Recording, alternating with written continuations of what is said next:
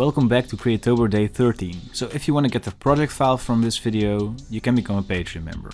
In today's challenge, I wanted to study a certain rave flyer I found on a mood board to see if I could recreate it. At the center of the flyer would be a really abstract looking vehicle. Not sure if it's supposed to be a flying vehicle or a land vehicle, so you decide. Anyways, the word vehicle is today's prompt. After the 3D work, I went and did the flyer itself, which was really fun to do, and designing this style really reminds me of when I first started designing in Photoshop around like age 12. I finished the poster with some 3D typography and I was quite happy with the result.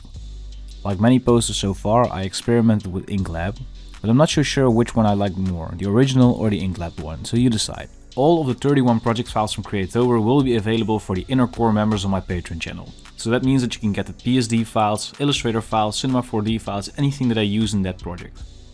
If you want to learn more, check out the link in the description down below.